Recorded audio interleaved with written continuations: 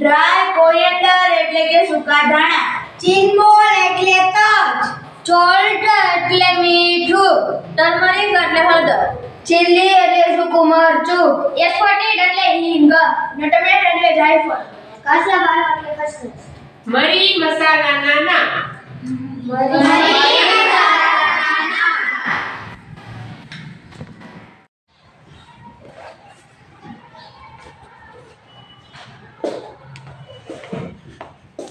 Pedal seeds એટલે વરિયાળી. Clouds એટલે લવિંગ. બેલીડ એટલે તમાલપત્ર. ક્યુમિન સીડ્સ એટલે જીરું. પેપર